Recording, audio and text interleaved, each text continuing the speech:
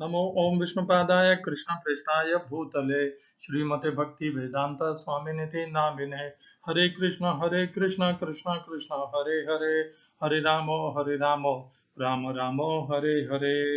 श्रील ऐसी भक्ति वेदांत स्वामी प्रभुपाद की जय। आचार्य महात्मा गांधी जी की जय। हरे कृष्णा। भगवद गीता 2020 में आपका स्वागत है। 9वें अध्याय की चर्चा चल रही है। आज का श्लोक संख्या 9वें अध्याय का चौथा श्लोक।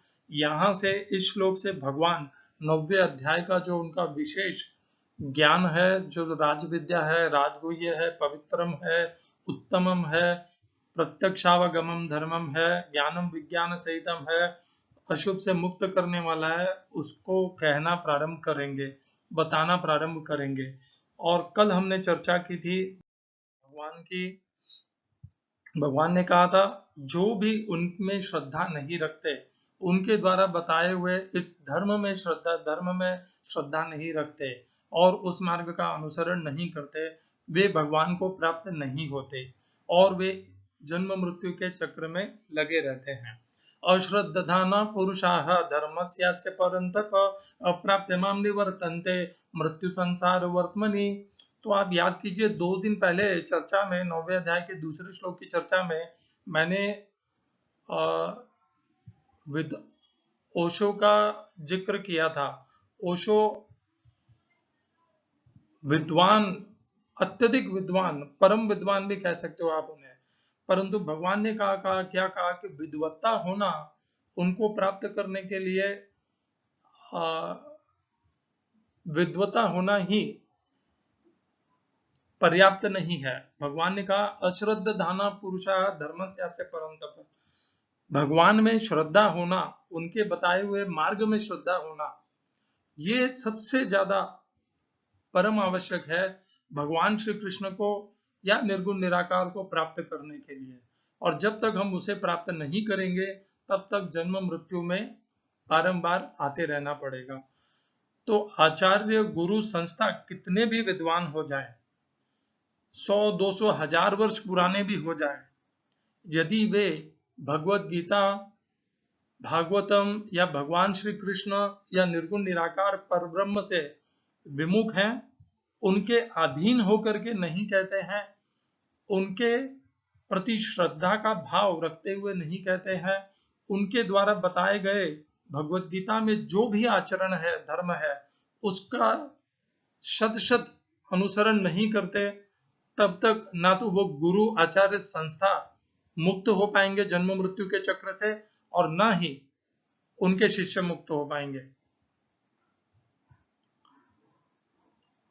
आवश्यकता है भगवान श्री कृष्ण में श्रद्धा की, भगवत गीता में श्रद्धा की, भगवत गीता में बताए गए जीव के धर्म में श्रद्धा, जीव का परमात्मा से, भगवान श्री कृष्ण से जो संबंध है उसके प्रति श्रद्धा, और उस मार्ग का चयन करके उस मार्ग में प्रगति करके समस्त अज्ञान मोह जिसने हमें ढक रखा है, हमें इंद्रियां, मन और बुद्धि के द्वारा विषयों में आसक्त कर रखा है, उस सब से मुक्ति जब तक नहीं होगी और भगवान के प्रति श्रद्धा नहीं होगी, उनकी शरण में इच्छा ही नहीं होगी, तो हम भगवान के परम धाम को जाकर के वहां पे करेंगे क्या?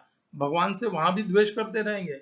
जब तक जन्म मृत्यु के संसार में थे तब तक भगवान से द्वेष किया और भगवान के धाम में पहुंच करके फिर उनसे द्वेष किया। इससे अच्छा तो यही है, भगवान हमें अपने धाम में बुलाएंगे ही क्यों? भगवान अपने धाम में उन्हें ही बुलाएंगे जो उनसे प्रेम करते हैं, उनके प्रति श्रद्धा रखते हैं, जो सदैव उनके संग में रहना चाहते हैं। आप इस संसार में ही भगवान से द्वेष करते हैं, उनके संग में रहना नहीं चाहते, भगवान श्री कृष्ण के शरण में रहने में आपको लज्जा आती है, आप अपने आप को हीन मानते हैं। यदि आप भगवान श्री कृष्ण के नाम लेते हैं कि भगवत गीता का आधार और भगवत गीता भगवान श्री कृष्ण के श्रीमुख से निकली है, ये कहने में यदि आपको लज्जा आती है, आप भगवान को निर्गुण निराकार रूप में भी स्वीकार नहीं कर पाते, तो आपका ज्ञान अपूर्ण है। अभी आपको जन्म मृत्यु में लगे रहना पड़ेगा, भले आपके पास सारी योग के आसन आपको आते हो, आपकी कुंडलिनी शक्ति जागृत हो, आपको सारे शास्त्रों के समस्त श्लोक कंठस्थ हों, आपको प्राणायाम से मन को भी निरोध करना आता हो, सब कुछ आता हो, परंतु जो सबसे परम आवश्यक है, भगवान के प्रति श्रद्धा यदि वह नहीं है तो कुछ नहीं हो सकता। लेते रहिए जन्म। एकमात्र उत्कंठा और लक्ष्य और उद्देश्य होना चाहिए जीवन का कि भगवान में,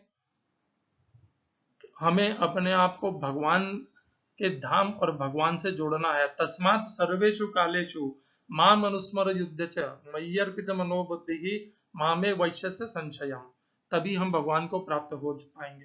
तो ये सारी बातें स्पष्ट हो गई। और इसी श्लोक से लेकर के प्रभुपाद ने भी जो कहा, निम्न कोटि के भक्त, मध्यम और उत्तम कोटि के भक्त। भक्त होना बहुत अच्छी बात है। भक्त हैं तभी भगवान श्री कृष्ण के प्रति श्रद्धा होगी। जो निर्गुण निराकार हैं वे भी भक्त हैं, और परब्रह्म के प्रति भक्ति करना भी उतना ही समकक्ष है, उतना ही उन्हें भी वही धाम मिलता है। भगवान ने पहले भी बता दिया है यह 8वें अध्याय के 21वें-22वें श्लोक में, और आज जिस श्लोक की हम चर्चा करेंगे उसमें भी भगवान वही बताने वाले हैं। मया ततमिदं सर्वं जगद अव्यक्त मूर्तिना मत्स्थानि सर्वभूतानि न चाहम तेष्वस्थितः। हिंदी अनुवाद गीता यथारूप स्वामी प्रभुपाद। यह संपूर्ण जगत मेरे अव्यक्त रूप द्वारा व्याप्त है। समस्त जीव मुझ में है किंतु मैं उनमें नहीं हूँ। English translation Gita as it is Swami Prabhupada. By me in my unmanifested form, this entire universe is pervaded. All beings are in me, but I am not in them. इस श्लोक में प्रयोग किए गए संस्कृत शब्दों के अर्थ हैं मया, मेरे द्वारा, ततम, व्याप्त है, इदम, यह, सर्वम, समस्त, जगत, दृश्य जगत, अव्यक्त मूर्तिना, अव्यक्त रूप द्वारा। दूसरी पंक्ति, मत स्थाने, मुझ में, सर्व, संपूर्ण, समस्त जीव, सर्वभूतानि, न, नहीं, च, भी, अहम, मैं, तू, तेषु, उनमें, अवस्थित है, उनमें स्थित नहीं हूं। इस श्लोक का तात्पर्य गीता यथारूप स्वामी प्रभुपाद द्वारा भगवान की अनुभूति स्थूल इंद्रियों से नहीं हो पाती। कहा गया है कि भगवान श्री कृष्ण के नाम, यश, लीलाओं आदि को भौतिक इंद्रियों से नहीं समझा जा सकता। जो समुचित निर्देशन से भक्ति में लगा रहता है उसे ही भगवान का साक्षात्कार हो पाता है। ब्रह्म संहिता में, प्रभुपाद ब्रह्म संहिता में पहुंच जाते हैं। कहा गया है यदि किसी ने भगवान के प्रति दिव्य प्रेमाभिरुचि उत्पन्न कर ली है तो वह सदैव अपने भीतर तथा बाहर भगवान गोविंद को देख सकता है। इस प्रकार वे सामान्य जनों के लिए दृश्य नहीं है। यहाँ पर कहा गया है कि यद्यपि भगवान सर्वव्यापी हैं और सर्वत्र उपस्थित रहते हैं, किंतु वे भौतिक इंद्रियों द्वारा अनुभव गम्य नहीं है। इसका संकेत अव्यक्त मूर्तिना शब्द द्वारा हुआ है।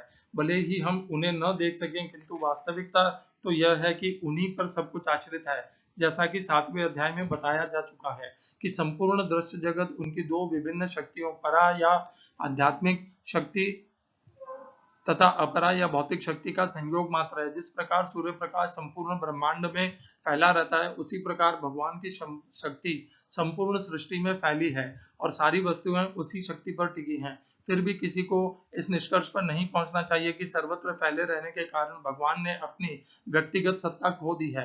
ऐसे तर्क का निराकरण करने के लिए ही भगवान कहते हैं, मैं सर्वत्र हूँ और प्रत्येक वस्तु मुझ में है, तो भी मैं पृथक हूँ। उदाहरणार्थ, राजा किसी सरकार का अध्यक्ष होता है और सरकार उसकी शक्ति का प्राकट्य होती है। विभिन्न सरकारी विभाग राजा की शक्ति के अतिरिक्त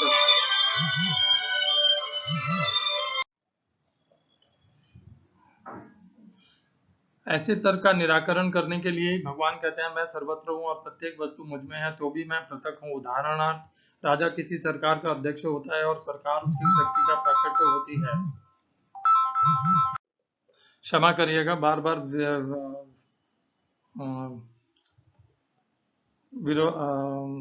विघ्न आ रहा है। विभिन्न सरकारी विभाग राजा की शक्ति के अतिरिक्त और कुछ नहीं होते और प्रत्येक विभाग राजा की क्षमता पर निर्भर रहता है। तो भी राजा से यह आशा नहीं की जाती कि वह प्रत्येक विभाग में स्वयं उपस्थित हो। यह एक मोटा सा उदाहरण दिया गया। इसी प्रकार हम जितने स्वरूप देखते हैं और जितनी भी वस्तुएं हैं इस लोक में या परलोक में विद्यमान, वे सब भगवान की शक्ति पर आश्रित हैं। सृष्टि की उत्पत्ति भगवान की विभिन्न शक्तियों के विस्तार से होती है, और जैसा कि भगवद गीता में कहा गया है, विष्टभ्याहम इदम कृष्णम, वे अपने साकार रूप के कारण अपने विभिन्न शक्तियों के विस्तार से सर्वत्र विद्यमान है। ओम अज्ञानतिमिरन्धस्य ज्ञानाञ्जनशलाकया चक्षुरुन्मीलितं येन तस्मै श्री गुरुवे नमः। एकम शास्त्रम देवकीपुत्र गीतम। और किसी शास्त्र की आवश्यकता नहीं है, ब्रह्म संहिता की भी आवश्यकता नहीं है। ब्रह्म संहिता ब्रह्मदेव द्वारा बताई गई है, भगवद गीता स्वयं भगवान द्वारा बताई गई है। देव और भगवान में हम जब इतना अंतर मानते हैं, जानते हैं, तो ब्रह्मदेव के ज्ञान को हम भगवान के ज्ञान से कैसे तुलना कर सकते हैं उन दोनों की। एको देवो देवकी पुत्र एव एको मंत्रस्तस्य नामानि यानि कर्माप्येकं तस्य देवस्य सेवा। हरे कृष्णा। मया ततम इदम सर्वम जगत अव्यक्त मूर्तिना। मया ततम, मेरे द्वारा ये सब कुछ जगत अव्यक्त, मेरे अव्यक्त रूप के द्वारा, अव्यक्त मूर्ति ना, अव्यक्त रूप द्वारा, भगवान का जो अव्यक्त रूप है उसके द्वारा ये पूरा जगत व्याप्त है। हमें दिखाई नहीं देता उनका जो अव्यक्त है। क्यों दिखाई नहीं देता? क्योंकि वो अव्यक्त है। अव्यक्त शब्द का अर्थ ही यही है कि वह व्यक्त नहीं है। हमारे पास ऐसी कोई साधन, ऐसी कोई वैज्ञानिक प्रणाली, ऐसा कुछ भी हमारे भीतर आज भी नहीं है और भविष्य भी नहीं, भविष्य में भी नहीं हो पाएगा, जिससे हम भगवान के अव्यक्त रूप को कभी भी देख पाएंगे। भगवत गीता के माध्यम से हम ये बड़े दृढ़ता से कह सकते हैं कि जो अव्यक्त है वह सदैव अव्यक्त ही रहेगा। यदि अव्यक्त व्यक्त हो गया तो भगवत गीता झूठी हो जाएगी, और वो संभव है नहीं। जो अव्यक्त है वह सदैव अव्यक्त ही रहेगा। हम विज्ञान में कितने भी प्रगति कर लें तब भी वह अव्यक्त ही रहेगा, और जो व्यक्त है वह अव्यक्त रहेगा। कभी व्यक्त रहेगा और कभी अव्यक्त रहेगा। मया ततम इदम सर्वम जगत अव्यक्त मूर्तिना। तो हमें इस संसार में क्या दिखता है? हमें पांच भगवान के महातत्व दिखते हैं। पृथ्वी, जल, वायु, अग्नि, आकाश, ये सब हमें दिखते हैं। भूमि, आपो, अनल, वायु, खम, मनो, बुद्धि।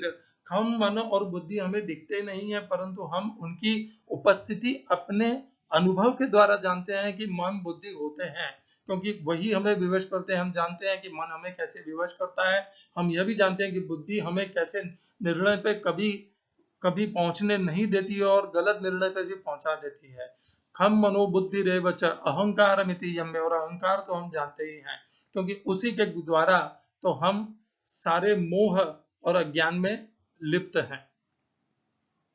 कहने का भाव ये था कि ये जो हैं भगवान की अपरा शक्तियां, इनमें से कुछ हमें दिखती हैं, कुछ नहीं दिखती हैं। तो ये भी हम जानते हैं। जिस प्रकार हम इनको जानते हैं, इसी प्रकार हमें ये भी मान लेना चाहिए कि भगवान का जो अव्यक्त रूप है वह हमें दिखाई नहीं देता। ये तो भगवान की अपरा शक्ति है, इसीलिए हम उनमें से कुछ को व्यक्त रूप में देख सकते हैं, और बाकी को जो अव्यक्त रूप में है, मन, बुद्धि, अहंकार, इन सबको हम अनुभव कर सकते हैं।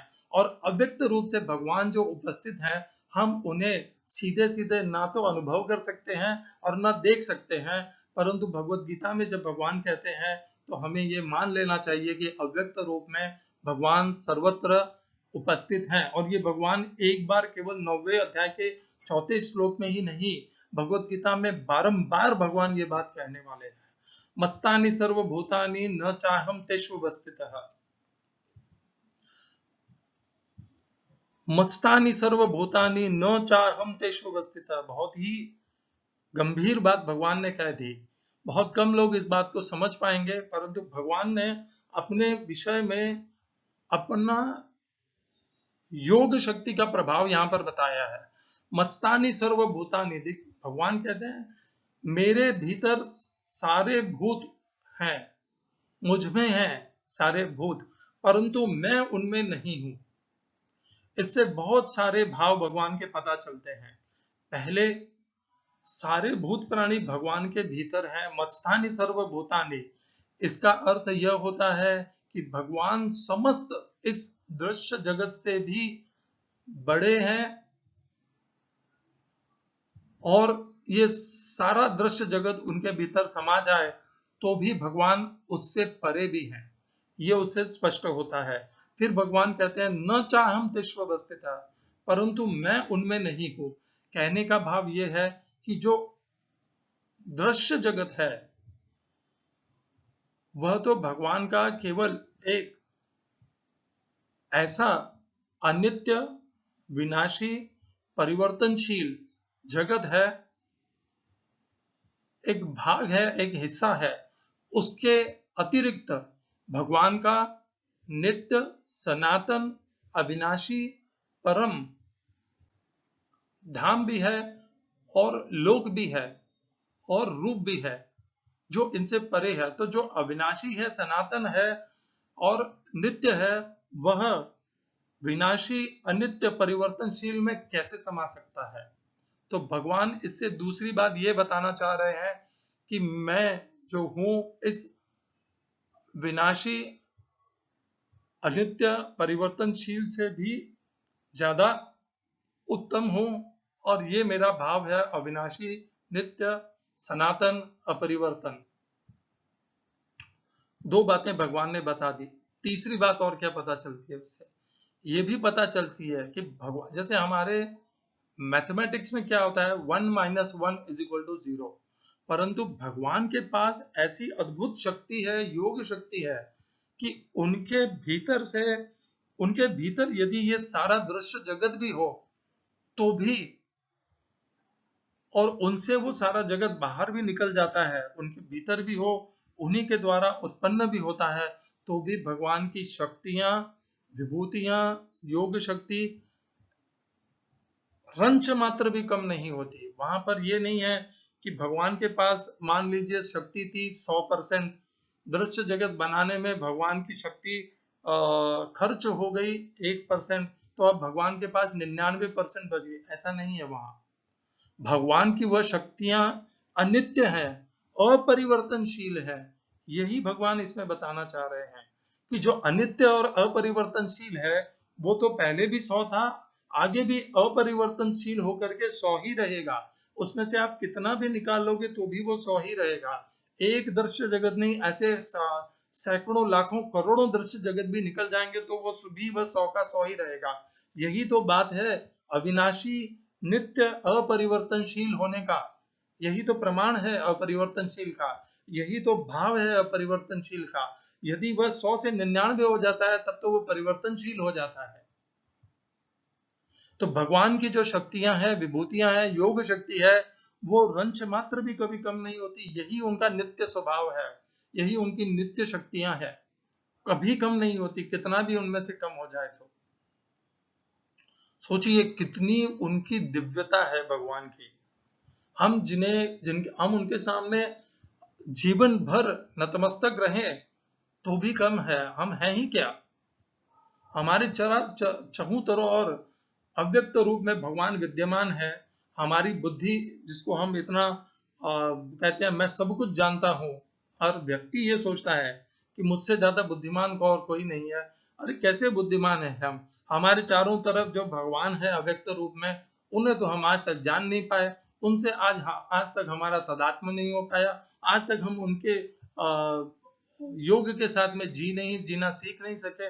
हमने तो कभी ये माना ही नहीं कि भगवान अव्यक्त रूप में हमारे चहुओर है। यदि ऐसा हम मानते तो ये जो हमारे यहाँ पर अराजकता चल रही है, ये जो राक्षसी आसुरी स्वभाव हमारे भीतर है, ये कैसे हो ही नहीं सकता था यदि हम ये मान लेते कि भगवान हमारे चहुओं ओर है। तो हम अपने आप को बुद्धिमान भी कहते हैं और ये भी कहते हैं कि भगवान तो है ही नहीं। बुद्धिमानी तो तब होती कि चहुं और जो अव्यक्त रूप से भगवान विद्यमान है, वासुदेव सर्वमिति स महात्मा सुदुर्लभः। वो महात्माओं के अंदर वह स्वरूप है कि वो भगवान को सर्वत्र व्यक्त और अव्यक्त दोनों रूप में देख सकते हैं। परंतु हम साधारण मनुष्य सदैव अपने आप को सबसे बुद्धिशाली मानते हैं, हमारे से बढ़ करके तो कोई है ही नहीं, परंतु हम भगवान को कभी नहीं जानते वो बुद्धिमानी क्या काम की। इस श्लोक को हम मया ततम इदम, ये जो ततम इदम, इसको हम और भी श्लोकों से जोड़ करके प्रमाणित कर लेंगे, पुष्टि कर लेंगे। तो सबसे पहले दूसरे अध्याय का 17वां श्लोक, अविनाशी तु तद विद्धि येन सर्वमिदं ततं विनाशम अव्ययस्यास्य न कश्चित् कर्तुम अर्हति। अविनाशी तो ये पूरे जगत में जो व्याप्त है उसे तू अविनाशी जान। ये भगवान ने हमें दूसरे अध्याय में ही बता दिया था 17वें श्लोक में कि जो इस जगत में व्याप्त है उसे तू अविनाशी जान। भगवान अविनाशी हैं, वो कभी परिवर्तन नहीं हो सकता उनका। विनाशम अव्ययस्य, इस अव्यय का विनाश करना कभी संभव नहीं है। और श्लोक हम देखते हैं 8वें अध्याय का 22वां श्लोक, पुरुषस्य पर पार्थ भक्त्या लभ्यस्त्वनन्यया यस्यांतस्थानि भूतानि येन सर्वमिदं ततं। तो देखिए यहाँ पर भी दो बातें आई है। एक तो जो भगवान ने कहा 9वें अध्याय के 4थे श्लोक में, मस्तानि सर्वभूतानि, यहाँ पर भी भगवान कहते हैं वो परम पुरुष के भीतर समस्त भूत प्राणी है। यस्यांतस्थानि भूतानि, ये भी प्रमाणित हो गया यहाँ पर 8वें अध्याय के 22वें श्लोक में यस्यांतस्थानि भूतानि, और 9वें अध्याय के 4थे श्लोक में मस्तानि सर्वभूतानि न चाहम तेष्व वस्थितः। और क्या कहते हैं, लाल अक्षरों को देखिए, ये न सर्वमिदं ततं, ये वापस आ गया।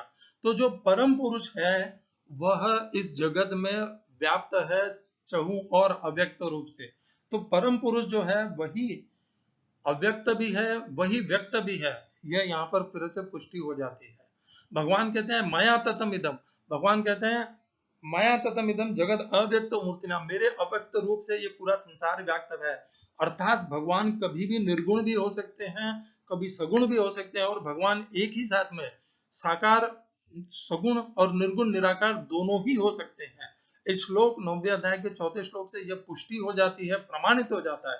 भगवान स्वयं स्वीकार करते हैं मया ततम इदम सर्वम, मया अर्थात मैं सगुण साकार रूप भगवान श्री कृष्ण, ततम इदम सर्वम जगत अव्यक्त, मेरे अव्यक्त रूप के द्वारा, अव्यक्त स्वरूप के द्वारा ये पूरा जगत व्याप्त है। तो भगवान सगुण साकार में भी उपस्थित हैं, श्री कृष्ण रूप में, और अव्यक्त रूप में भी, निर्गुण निराकार रूप में पूरे जगत में व्याप्त हैं। ये स्वयं भगवान का है। भगवान ने ये नहीं कहा कि दोनों भिन्न भिन्न है। मया ततम इदम सर्वम जगद अव्यक्त मूर्तिना मत्स्तानि सर्वभूतानि, जब अव्यक्त हमारे चारों तरफ व्याप्त है तो यह तो संभव ही हो गया कि हम भगवान के भीतर हैं। मत्स्तानि सर्वभूतानि, चहु और अव्यक्त व्याप्त है और हम उस अव्यक्त के भीतर हैं। तो अर्थ क्या हुआ, मत्स्थानि सर्वभूतानि न चाहम तेषु अवस्थित, परंतु वह अव्यक्त हमसे बहुत बड़ा है, तो वह अव्यक्त हमारे भीतर नहीं है पूर्णतया से। हरे कृष्णा। तो जब अव्यक्त रूप, भगवान के अव्यक्त स्वरूप द्वारा पूरा दृश्य जगत व्याप्त है, केवल मुंबई अंधेरी नहीं, केवल गोरेगांव नहीं, केवल मुंबई नहीं, केवल भारत नहीं, केवल पृथ्वी नहीं, पूरा ये ब्रह्मांड उनके अव्यक्त स्वरूप द्वारा व्याप्त है, तो निश्चित रूप से हम उनके अव्यक्त स्वरूप के भीतर हैं। मत्स्तानि सर्वभूतानि न चाहम तेषु अवस्थितः, क्या वह पूरा ब्रह्मांड हमारे भीतर है? संभव ही नहीं है। वो भगवान का बाल रूप है कि उन्होंने माता यशोदा को अपने मुख में ब्रह्मांड दिखा दिया, परंतु हम नहीं दिखा सकते, हमारे भीतर वो ब्रह्मांड नहीं है। तो भगवान है, वो सब कुछ सक्षम कर सकते हैं। उस ब्रह्मांड को इतना सा बना के अपने मुख के भीतर भी सुशोभित कर सकते हैं, हमारे लिए ये संभव नहीं है। तो यहाँ पर 8वें अध्याय में भी भगवान कहते हैं ये न सर्वम इदम ततम। तो हमने 2 श्लोकों के माध्यम से ये पुष्टि कर ली कि भगवान के जो अव्यक्त रूप है उसके द्वारा ये पूरा जगत व्याप्त है। और हमने ये भी देख लिया कि कैसे उस अव्यक्त, विशाल उस अव्यक्त रूप में सारा ये ब्रह्मांड और दृश्य जगत उसके भीतर है, और हम सभी भूत प्राणी भी उसके भीतर है। ये सब हमने समझ लिया। अब भगवान ने ये जो कह दिया कि मत्स्तानि सर्वभूतानि न चाहम तेषु अवस्थितः, तो भगवान ने साथ में कह दिया परंतु मैं उनमें नहीं हूं। ये जो भगवान ने विरोधास्पद बात की, विरोध है नहीं उसमें, परंतु भगवान ने ये जो कहा कि मैं उनमें नहीं हूं, इसका और विस्तार से भगवान ज्ञान देने वाले हैं अगले श्लोक में, और उसकी चर्चा थोड़ी विस्तृत होगी क्योंकि वो बहुत महत्वपूर्ण ज्ञान है। तो हम उसको अगली चर्चा में करेंगे। आज हमने क्या क्या प्रमाणित कर लिया कि भगवान एक ही साथ में अव्यक्त, व्यक्त, सगुण साकार और निर्गुण निराकार स्वरूप में इस संसार में विद्यमान रहते हैं। ना तो निर्गुण निराकार सगुण साकार से निम्न है और न सगुण साकार निर्गुण निराकार से निम्न है। दोनों ही भगवान के ही स्वरूप हैं और एक ही साथ उपस्थित रहते हैं। और उसी अव्यक्त निराकार रूप के भीतर हम सारे भूत प्राणी हैं। भगवान के अव्यक्त रूप हमारे चहुं ओर फैले हुए हैं, हमें दिखाई नहीं देते, परंतु यह ही भगवत गीता ही इसका प्रमाण है। भगवान के शब्द और ज्ञान इसका प्रमाण है कि भगवान अव्यक्त रूप से हमारे चहुं ओर हैं। तो अब आप जब भी कोई कर्म करें, कुछ बोलें, कुछ देखें, कुछ ग्रहण करें या कुछ छोड़ें, तो ध्यान रखिएगा कि सब कुछ भगवान आपके चारों तरफ है और सब कुछ उन्हीं के भीतर रह के आप कर रहे हैं। तो इसीलिए हम जब भी कुछ कर्म करते हैं तो उसके बारे में हमें पता हो या ना हो, परंतु भगवान को अवश्य पता होता है। हम तो कई बार आवेश में आकर के, जोश में आकर के कुछ भी न करने योग्य भी कर लेते हैं या करने योग्य नहीं भी करते हैं। भगवान को वो सब पता होता है, भगवान से कुछ भी नहीं छुपता। हरे कृष्णा। श्रील ऐसी भक्ति वेदांत स्वामी प्रभुपाद की जय। आचार्य महात्मा गांधी जी की जय।